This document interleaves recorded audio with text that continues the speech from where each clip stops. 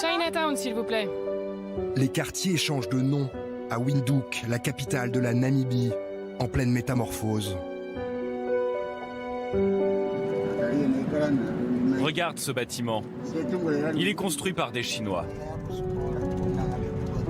Toutes ces routes autour de nous, ce sont aussi des chantiers tenus par des Chinois. Mais ça doit coûter une fortune, tous ces travaux. Et d'ailleurs, pourquoi ce sont les Chinois qui construisent toutes nos routes? Tu sais, eux, ils travaillent 7 jours sur 7, de 7h du matin à 7h du soir. Je ne peux pas croire qu'ils font ça uniquement pour nous. Ils ont forcément quelque chose derrière la tête. La Chine est de loin le plus gros investisseur du pays. Et aucun domaine ne semble échapper à son emprise. J'achète toujours mes tissus dans cette boutique. Namapula est couturière. Ces boutiques chinoises sont devenues les seules à vendre les tissus traditionnels namibiens. On ne peut plus trouver ces tissus ailleurs. Les Chinois ont copié nos tissus et tout est fabriqué en Chine. Ils font aussi des robes traditionnelles namibiennes et ils les proposent beaucoup moins cher que nous. On ne peut pas les concurrencer.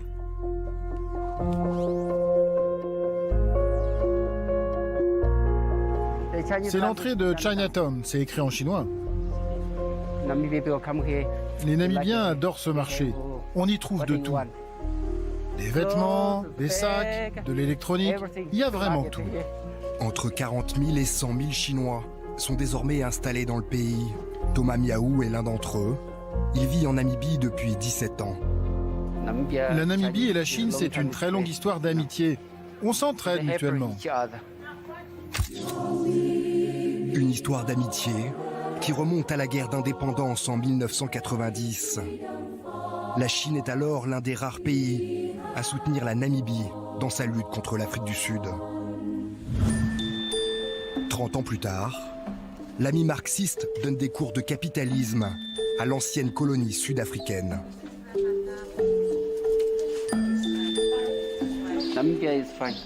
La Namibie, ça va, mais le pays doit vraiment augmenter sa croissance, ouvrir son économie. Vous savez, nous les Chinois, on travaille beaucoup. Et en travaillant beaucoup, mon business, il augmente. Et si le business augmente, j'ai un meilleur boulot. Et donc un meilleur salaire. En Namibie, certains sont travailleurs, mais d'autres n'aiment vraiment pas travailler. Pour accroître son influence, Pékin aide au développement de l'un des pays les plus inégalitaires du monde. Dans ce quartier très populaire, l'Empire du Milieu a construit un collège, un établissement baptisé au nom du fondateur de la République populaire de Chine. Mao Tse-tung. On peut aussi le prononcer Mao Tse-tung. Voici l'entrée de l'école. C'est le soft power chinois. C'est l'une, si ce n'est la plus belle école publique du pays. C'est un magnifique cadeau. Un cadeau 100% made in China. Là, il y a un laboratoire, un labo de chimie. Ce que vous voyez ici, tout vient de Chine. Absolument tout. Ce robinet, cette chaise, ce tableau, cet écran, le projecteur, tout vient de Chine. Donc ils ont construit l'école, non seulement avec leur main-d'œuvre, mais aussi avec leurs matériaux. Un collège ultra-moderne de 23 classes qui accueille chaque jour plus de 700 élèves issus des 7 ethnies qui peuplent la Namibie.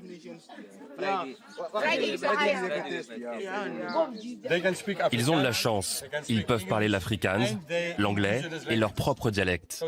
Ils parlent tous 3 langues. Et bientôt, le chinois aussi. Ici, tous les élèves qui le souhaitent apprennent gratuitement le chinois.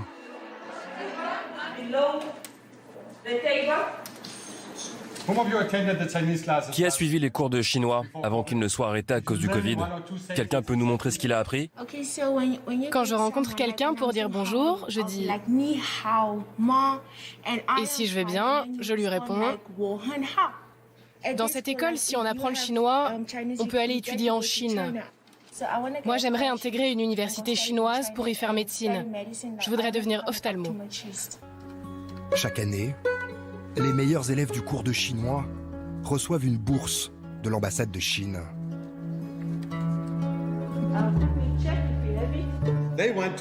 La Chine veut aider les pays africains en développement. Je ne sais pas, peut-être qu'il y a quelque chose derrière tout ça. C'est pas à moi de le dire, mais je ne pense pas d'ailleurs. Eux, ils sont plus dans le développement des pays africains. En tout cas, si vous comparez avec les autres puissances, les autres pays riches.